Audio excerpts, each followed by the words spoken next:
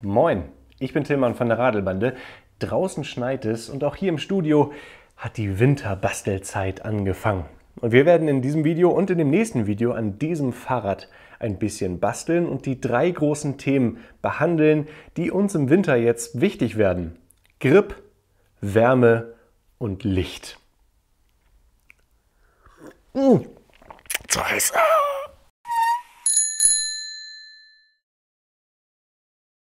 Den ganzen Winter hindurch mit dem Fahrrad zu fahren, kann eine Herausforderung sein. Allerdings haben wir uns ja schon im letzten Jahr mit diesem Rad dieser Herausforderung gestellt und das Rad hat es auch mit Bravour gemeistert. Allerdings gibt es natürlich immer noch so Kleinigkeiten, Punkte, die man verbessern kann und neue Produkte, die jetzt auch für dieses Bike rausgekommen sind. In diesem Video geht es aber nicht unbedingt nur um das Multitinker, sondern ihr könnt damit auch Tipps rausholen, wie ihr euer eigenes Rad wintertauglicher, winterfester machen könnt. In diesem Video geht es um die beiden Punkte Grip und Wärme und im nächsten Video um das Thema Licht und da werden wir dann auch das Bike einmal Probe fahren. Und gerade für den Punkt Grip haben wir einen tollen Partner für dieses Video, nämlich niemand Geringeres als Schwalbe. Die haben nämlich auf der Eurobike 2024 einen neuen Reifen vorgestellt, den SmartSam Cargo. Das Thema Reifen ist natürlich super wichtig. Es ist einfach die Kontaktfläche zum Boden und kann die komplette Charakteristik eines Fahrrads ändern, je nachdem, für welchen Reifen man sich entscheidet. Es gibt Slick-Reifen für den primären Einsatz auf Asphalt. Es gibt dann auch Stollenreifen etc. Aber gerade auch Lastenräder haben ganz spezielle Anforderungen an Reifen, einfach weil sie häufig schwerer sind. Um ehrlich zu sein, sind hier schon sehr, sehr gute Reifen verbaut. Die Schwalbe SmartSam Plus, die jahrelang an Lastenrädern verbaut wurden, die halt ein bisschen grobstolligeres Profil haben sollten. Der SmartSam Cargo allerdings macht jetzt einiges anders. Das hier ist jetzt ein Schwalbe SmartSam Plus mit knapp 2.500 Kilometern auf der Uhr bzw. auf dem Profil. Und ihr könnt erkennen, das sieht noch ziemlich gut aus. Also der hat wirklich kaum gelitten. Dieser Reifen hat aber ein paar signifikante Unterschiede zu dem neuen SmartSam Cargo. Zuerst könnt ihr das erkennen, dass das Profil sich deutlich geändert hat. Es sind mehr Rillen noch in dem Profil erkennbar. Das sieht ein bisschen ähnlich aus hier bei dem SmartSam Cargo wie bei dem Johnny Watts, dem speziellen eher Offroad E-Bike-Reifen, so für Alltagsräder. Diese Rillen sollten dann auch bei Schnee noch ein bisschen bessere Haftung geben. Wir haben bei unseren Strecken regelmäßig so einen Mix aus 50% Asphalt und 50% eben Schotter, Waldwege etc. oder bei uns am Kanal lang in Lübeck. Und deswegen haben wir uns damals hier für die GX-Option entschieden und jetzt hier auch wieder den SmartSam Cargo genommen. Ich hatte euch ja mal den Schwalbe Pickup vorgestellt, den ersten speziellen Cargo-Bike-Reifen von Schwalbe, dessen Profil sich eher so an die Big Ben Modelle, Supermoto X Modelle anlehnte und der kann auch ein bisschen Schotter, der kann auch ein bisschen Offroad, aber der ist halt wirklich auf der Straße, da fühlt er sich am wohlsten. Und dieser Reifen, der hat die gleiche Technologie hier drin wie der Schwalbe Pickup. Der SmartSam Plus hat eine einlagige Karkasse und dann hier drin noch einen Pannschutz. Der hier kommt mit einer anderen Technologie, die Schwalbe Super Defense nennt. Es ist wie gesagt der gleiche Aufbau wie bei dem Schwalbe Pickup. Hier ist keine Pannschutzeinlage drin, aber stattdessen eine zweite Lage mit Nylongewebe, also quasi eine doppelte Karkasse. Das hat bei unserem mit Pickup bestückten Reifen dazu geführt, dass wir noch nicht eine Panne hatten und diese Reifen sehr, sehr natürlich und sehr angenehm abrollen und walken, auch wenn sie mit verhältnismäßig wenig Luftdruck gefahren werden. Das ist der Unterschied, der hauptsächliche Unterschied, weil hier einfach keine Schicht drin ist, die die Walkeigenschaften irgendwie nochmal beeinträchtigen oder irgendwie beeinflussen. Hier ist also dieser gesamte Schutz, diese sechslagige Karkasse, einmal gleichmäßig um den kompletten Reifen rum, was dann eben zu diesen guten Eigenschaften führt. Ich war schon sehr begeistert vom Pickup und ich glaube, der hier steht dem Pickup in nichts nach. Der SmartSam Plus kann schon jede Menge ab, aber der hier, der kann mehr ab. Und zwar in der Version mit 20 Zoll bis zu 125 Kilogramm. und in der Version mit 27,5 Zoll bis zu 165 Kilogramm. Also wirklich allen Grund, diesen Reifen hier zu montieren. Ach, was auch auffällt, dieser Reifen ist nochmal knapp 100 Gramm leichter als der SmartSam Plus. Auch gut. Schwalbe, das Schwalbe-Logo mache ich mal oben zum Ventil. Das sieht dann ein bisschen schöner aus, wenn das Ventil oben ist.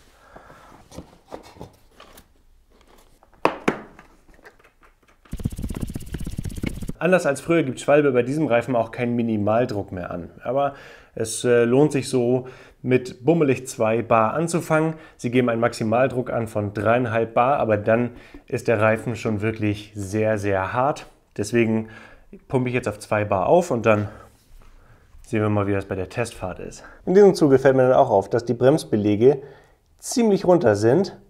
Ich habe welche im Vorrat, deswegen tausche ich die auch gleich aus. Da ist tatsächlich sogar noch ein bisschen Leben drin in den Bremsbelägen. Also die hätte ich jetzt nicht zwingend tauschen müssen, aber wenn wir schon mal dabei sind, ne, kann man es ja mal machen. Also das ist tatsächlich ein Punkt, den ich zwar schon auf der Rechnung hatte, aber gar nicht unbedingt in diesem Video behandeln wollte. Aber kümmert euch natürlich gerade im Winter um eure Bremsen. Checkt auf jeden Fall mal die Bremsbelagstärke, ob eure Scheiben noch im guten Zustand sind, ob da irgendwas gemacht werden muss, ob das Ganze schleiffrei läuft.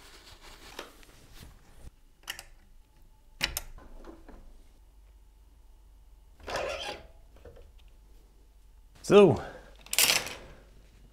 das steht dem Rad schon mal ganz gut, oder? Aber das Gleiche dürfen wir natürlich noch hinten machen.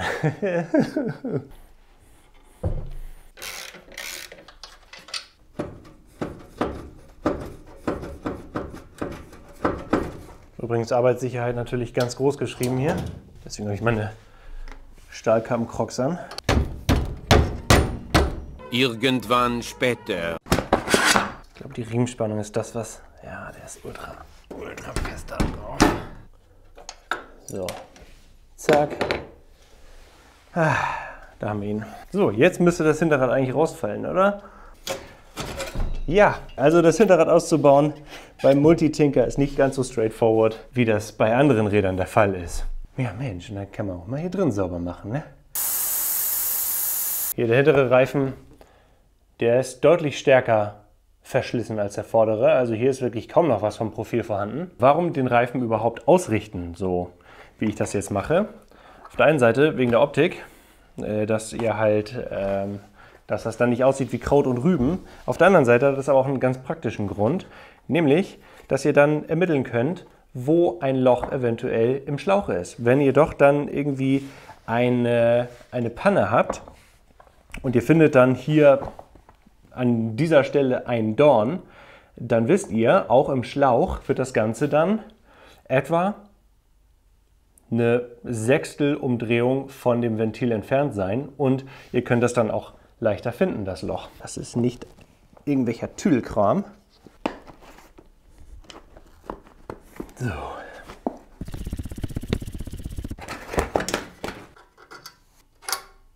Auch in denen ist noch ein bisschen Leben drin.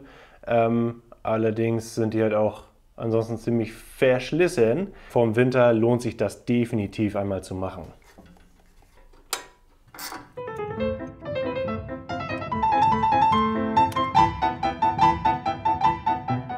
Zack.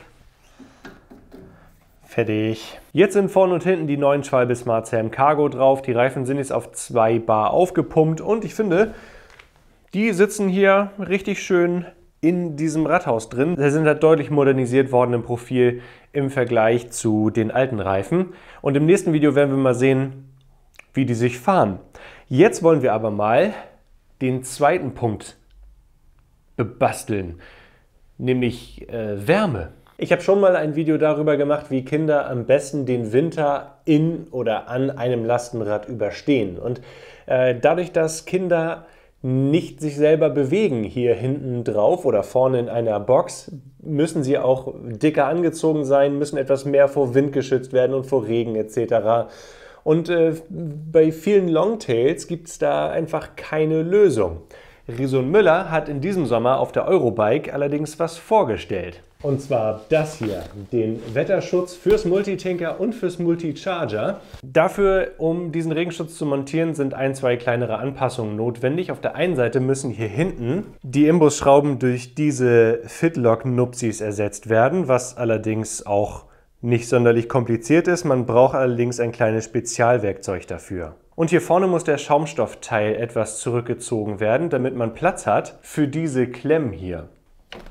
Also das Regenverdeck ist dafür ausgelegt, dass es dauerhaft an dem Fahrrad bleibt. Man kann es verhältnismäßig einfach abbauen, braucht aber dann halt Werkzeug dafür. Es ist nicht schnell dran gebaut und wieder abgebaut.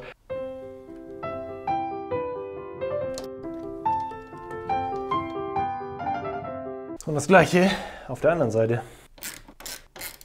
Und schon ist dieses Verdeck montiert. Es dauert wirklich nicht lange, nur knapp 5 Minuten, wenn man das ein-, zweimal gemacht hat.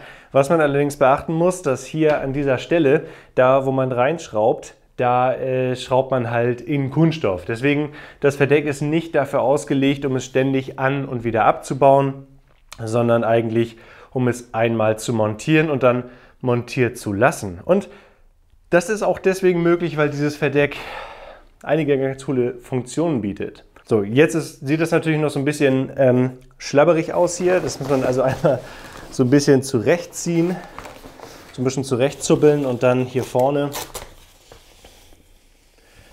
wird das dann nochmal gespannt, sodass dann dieses Verdeck eben nicht nur als Verdeck dient, sondern eben auch als Abdeckung für die Sitzpolster. Also wenn da Sitzpolster montiert sind, dann werden die nicht vom Regen irgendwie nass gespritzt, sondern bleiben dann einfach trocken. Das ist eine ziemlich coole Funktion. Zum Aufstellen einfach nur das Verdeck nach oben ziehen und dann rastet es selbstständig hier an der Seite dann ein und kann auch mittels dieser Schlaufen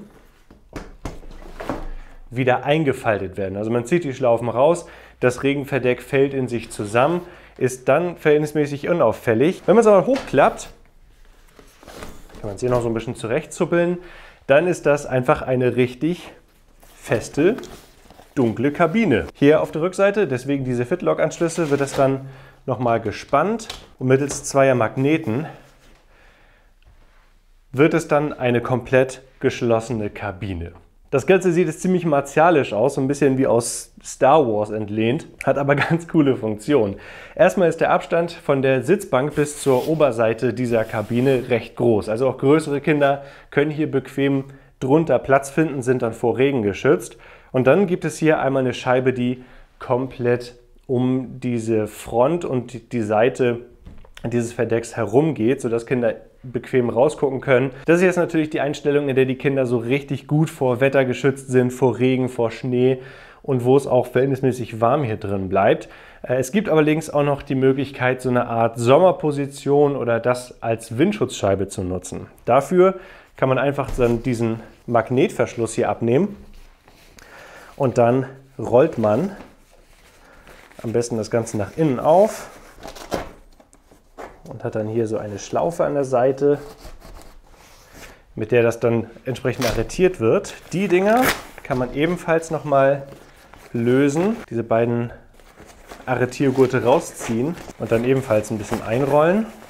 Wird dann auch hier noch verhakt und das Ganze macht man dann auf der anderen Seite auch nochmal. Zieht das hier hinten fest mit den Fitlöckern.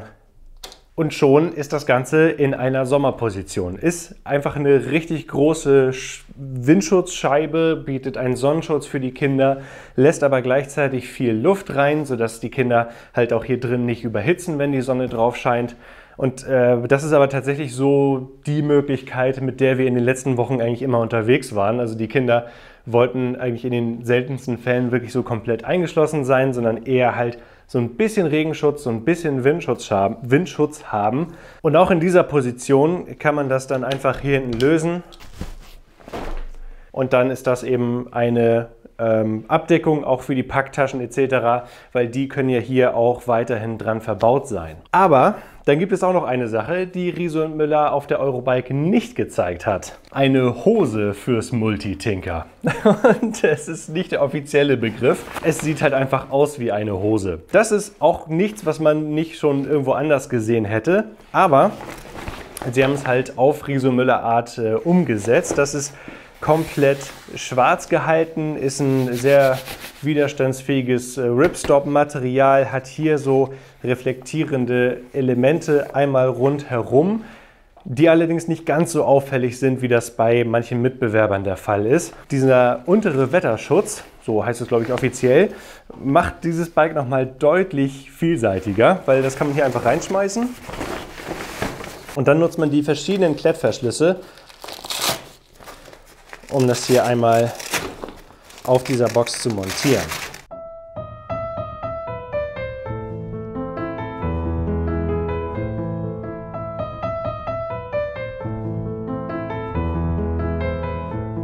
Und schon sitzt der komplette Wetterschutz hier auf dem Riso Müller Multitinker, oben und unten. Und das hat uns in den letzten Wochen schon richtig gut gefallen. Wir sind schon ein bisschen damit unterwegs gewesen. Aber das Coole ist, dass die Kinder somit nicht nur vor Regen geschützt sind, sondern eben auch vor Kälte. Da drin, wenn man das komplett dicht macht, dann ist das ein geschlossener Raum.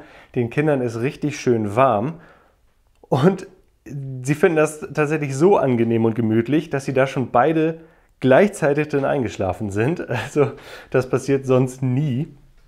Und wenn man sich das hier nochmal anguckt, dann hat es auch einige ganz coole Funktionen. Auf der einen Seite gibt es hier so eine kleine Tasche, wo noch ein Wetterschutz drin verstaut werden kann, um eben die komplette Box einmal abzudecken, um den Inhalt wiederum vor Regen zu schützen. Das ist aber natürlich optional und dann nicht mehr möglich, wenn dieser Wetterschutz hier verbaut ist und ist dann ehrlich gesagt halt auch nicht notwendig, ne? Und dann ist das hier oben noch mit solchen verstellbaren Klettstreifen arretiert, um trotzdem weiterhin Kindersitze und auch das Sitzpolster zu montieren. Da kann man dann nämlich diese Klettstreifen dann nehmen und unter dieses Teil dann stülpen, um diese Gepäckträgeraufnahme einfach weiter nutzen zu können. Also ziemlich gut gelöst das Ganze und die Kinder fanden es wie gesagt sehr, sehr gemütlich.